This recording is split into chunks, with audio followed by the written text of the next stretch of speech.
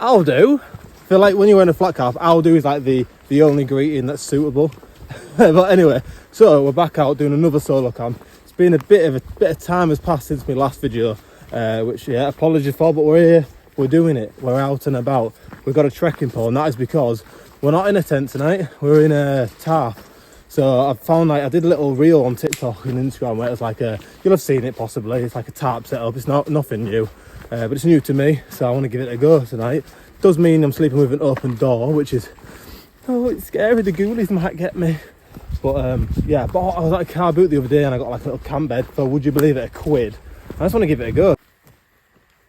Should probably stop faffing about because it's actually like 7 PM already. It's a late one today and I want to get set up, you know what I mean?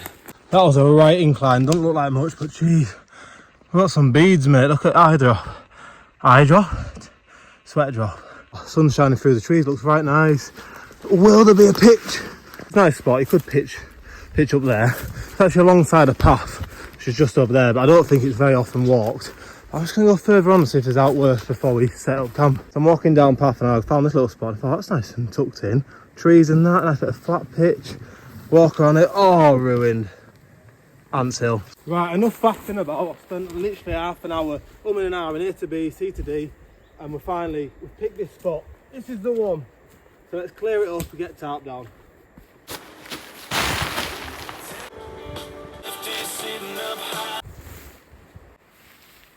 So once you've got your 4 pegs in, as you've just seen me do, you get your trekking pole. I'm going to get this just to sort of put on there, just to protect the tarp really, because it's my baby, do you know what I mean? And we're going to get inside and erect it, you know what I mean? Alright, innit? So when I did it for the what happened then? When I did, oh my god. So when I did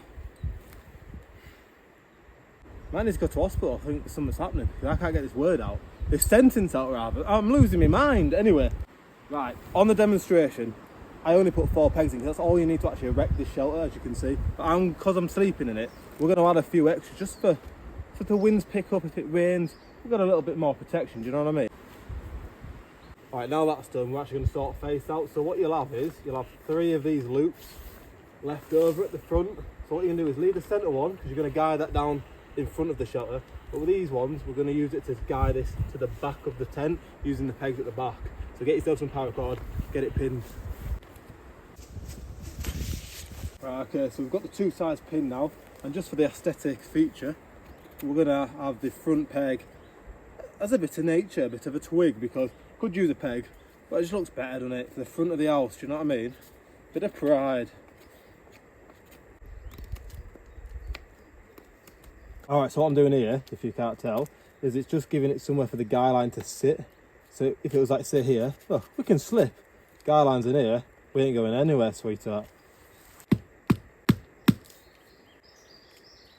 Bit of it's just decided to fling off and go on holiday.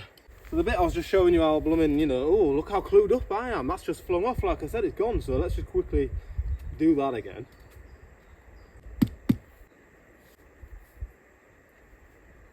Pull that nice and taut, and voila, we've got the shelter. Alright, so it's enough room for 1 person. I guess you could get 2 in if you like each other. This is my bed I was on about earlier. 1 squid, mate, £1 for a camp bed. So I'm going to just lob it up there, and it's going to magically turn into the camp bed. Are you ready? And there we go. So we've got the bed, we've got a foil mat, we've got a Z-Lite, cheap version, sleeping bag, pillow, even got a little bit of carpet, tarp, and yeah, that's all set right now. I think I've deserved to crack a bevy, and then we'll collect some firewood, do you reckon? Oh, it smells banging. Do you know, for 20 quid, these are brilliant. They're called Bushcraft pruning saw. That's something to do with Ray Mears if you're looking on eBay. But yeah, 20 quid, class. I'll get that back to camp and break it down a bit more, I think. So I'm pretty new to all of this, like wild camping, bushcrafty type stuff. I say bushcraft lightly, I'm clueless. But one thing I've picked up is birch trees, preferably, I mean this one's dead, so, oh, literally, like ideal. So the bark of it, really good fire starter. So what I'm doing here is I'm just cutting into it, and I'm going to peel a chunk off, say, and then scrape it with the knife. And that sort of makes it like a fire starter, like a bit of like, essentially sawdust, I guess. So not only is birch bark ideal for fire starting, but birch wood itself, dead only, don't make the mistake I made, but birch wood itself, great one to burn. I think, if I'm correct, it burns fast, but it's a good burner. I think you want to get it started with sort of like birch, that type of thing, and then if you've got oak, once the fire's established, that'll burn like longer, rather than constantly having to add to the fire.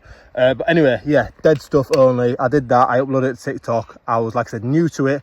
I kind of knew I probably shouldn't be, but I didn't realise how unholy it really was. And fuck me, I got hate. So, I mean, I thought people were going to turn up at my house with pitchforks and torches and whatnot. But yeah, apologies for that. Won't be doing it. So don't you do it either, because yeah. So the downside of this camp spot is there's no like place to chop wood as such. So I'm literally just wedging it in between this tree, which is a bit sketchy, not ideal, but needs must. And I think there's a bit of rain coming. I keep feeling like a bit of moisture in the air, like a few fine droplets. So to be fair, I actually want it to chuck it down tonight. It might sound a bit weird, but with me having the first night in the tarp setup, I actually want to like test it in actual weather rather than just like a proper still, calm night. Does that make sense? Anyway, right, I'm gonna do this so I can get a fire on. So what I'm doing here is I'm kneeling because obviously the chopping block is so low down that if I was to stand and swing it like this, if I miss, you've had it, sweetheart, your shins are gone. Where at least here, if I do miss, it's only going to hit the ground. It's never going to get to me. Alright, now I've got all the firewood I'll be using. I'm going to dig myself a fire pit. Get a stick, and you want to just score the ground a bit and make yourself a fire pit. And in the morning, you see all this? You can then use all this earth again to cover it over. And it just leaves no trace, essentially. It's better than just leaving a big scorched black mark within the woodland that you're using. Oh, the best part of the camp's here. We're going to make the fire. So you've got your wood, you've just scored the ground where you're going to have the fire. Now, because you've done that, obviously the ground is going to give off moisture, which obviously isn't a great thing to be trying to set a fire on top of. So that's why I've got myself some wood that I've cut with the axe, and I'm going to use it as a platform for the fire to start, for it to sit on.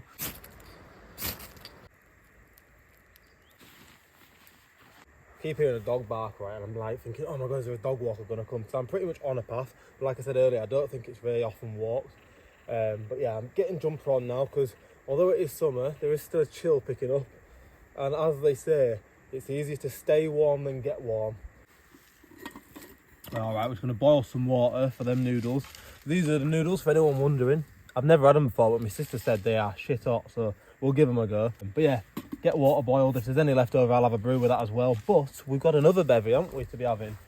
Now, I never really used to drink much until recently, and I thought, with the camping, just kind of nice just to have the odd can. Like, I don't go mad. I know some people bring like 8, 9, 10 cans camping with them. I can't be arsed with the weight of that. But just the odd one. So I either go for like a cider or like an Northern Monk, like an IPA, something like that. But we've gone for the Thatcher's Cloudy Lemon today. So we're going to crack it open and enjoy it. Oh. Just a little side note as well, if you actually are ever going to try and do this 3x3 tarp configuration, notice how like the smoke is going that way. So that means like the wind is gradually going that way, yeah? So the door is on the other side, so that like, yeah, there is no wind tunnel as such, because if in there with the door always been open, if you face it the wrong way, it could get a bit nippy. Alright, let's get the chill light on. It's getting a bit dark now, so I had torches on. And I'm hearing it bubbling, so I've let it bubble for a while just to make sure the chicken's heated through. Not that it's like raw, but just so it's nice, do you know what I mean? Let's serve this scran up, shall we? So, got noodles, we've drained them. Bosh. And then we've got the chicken in there, drain that as well. Voila! Oh, I almost forgot the sachet of goodness. Oh, I've got it all over my hands, all over my trousers. Standard procedure, innit? And here's the taste test we've all been waiting for. Do you know, for years I was always against these instant noodle bollocks, but for convenience and taste, decent, mate. I'm happy with that. I'll get that scran, chill by the fire for a bit and get my head down. Right lads, I'm heading to bed, so I'll quickly show you the setup before I do. So I've used chair just to block off door a little bit. I don't know, giraffe, privacy, whatever you want to call it. I've just put it there, partly because I can't be asked to fold it away, to be honest. Bed's at back, as you can see. I've got dry sacks of my clothes and food at that head end. Bags down here. A little bit of living room in the area, if that's what you want to call it. And yeah, just waiting for this bloody fire to go out, and then I'm going to crawl in. Right, that's me sorted. So I always bring clothes for sleeping only or in the tent only. So I have thermals underneath here, top and bottom. These joggers go with me every camp.